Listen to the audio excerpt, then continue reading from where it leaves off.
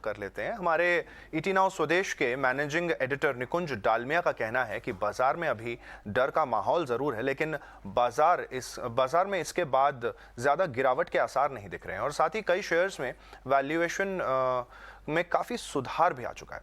निवेशकों को खरीदारी के लिए नए मौके तलाशने चाहिए।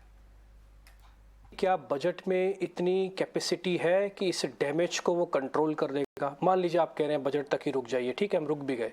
क्या बजट में इतनी पावर, आपकी इंटेलिजेंस, आपका पुराना एक्सपीरियंस ये कहता है कि इतनी पावर है कि डैमेज हो जाएगा? अगर आप ये देख रहे हैं कि बजट के बाद क्या हम वेंसडे के लेवल पर आ जाएंगे, देखिए निफ्टी ज़्यादा गिरा नहीं है तो निफ्टी में तो मुझे समस्या नहीं दिखती है। निफ्टी के अंदर तो टेक्निकली आप देखें तो आप 17,600 के आसपास है, 17,560 के आसपास, 550-600 के आसपास चल रहा है। बहुत बड़ी गिरावट नहीं देखने को हमें मिल रही है कि जिससे हमें चिंता करनी चाहिए।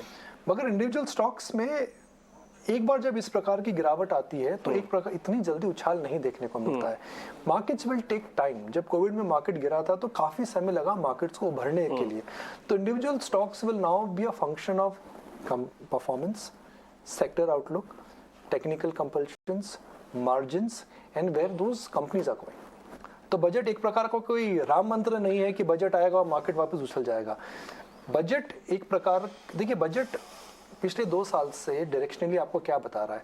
सरकार खर्चा करना चाहती है, अच्छा खर्चा करना चाहती है, वो एक मल्टीप्लायर इफेक्ट क्रिएट करना चाहती है जहाँ से जो खर्चा वो करे उसका जो रिटर्न है, रादर देन गिविंग सब्सिडी और रादर देन गिविंग फ्रीबीज, वह ऐसा खर्चा करना चाहती है जिसका इकोनॉमी में गेन हो। सरकार टैक्सेशन सिंपल करना चाहती है, सरकार लीकेजेस कम करना चाहती है। तो बजट तो जो बना है वो उस इकोनॉमिक रियलिटी को नजर रखते हुए बना गया। ये सेल ऑफ को लेकर के बजट नहीं एड्रेस्ड है।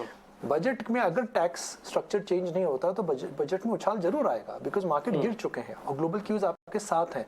मगर intensity of the recovery will be a function of individual stocks, sectors, rather than just few names.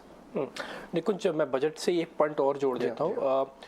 क्या जो कैपिटल गेन्स को लेकर चर्चा हो रही है ये भी एक वजह हो सकती है कि मार्केट के अंदर और गिरावट या और स्पीड से रिकवरी आएगी? देखिए, अगर बजट नहीं होता तो जो बायर है वो बायर मेरे हिसाब से आ गया होता। ओके, बिकॉज कई स्टॉक्स में वैल्यू जेन्युइनली आ गई है। कुछ सीमेंट के स्टॉक्स गिर चुके हैं, कुछ बैंक्स गिर चुके हैं। हमें पता है कि अडानी ग्रुप का डेट इतना बड़ा नहीं है जो सिस्टमिक रिस्क करेगा। हम IL&FS क्राइसिस में लोगों से मैसेजेस आ रहे हैं कि भाई IL&FS क्राइसिस से बड़ा क्राइसिस आने वाला है। ऐसा रिस्क तो लगता नहीं है। देखिए डिम्पी, और हमने CLSA और JP मॉर्गन ने काफ़ी रिपोर्ट्स देखी हैं, वहाँ पे उन्होंने बड़े अच्छे से, शायद रिपोर्ट आप अभी चर्चा भी करिएगा, बड़े अच्छे से अडानी ग्रुप का एक्सपोजर समझाया है। तो मुझे नहीं लगता इतना सिस्टमेटिक रिस्क आज है। तो इतना सिस्टमेटिक रिस्क, अगर सिस्टम का रिस्क नहीं लग रहा है तो फिर ये प्रकार की सेलिंग है वो रुक जाती है।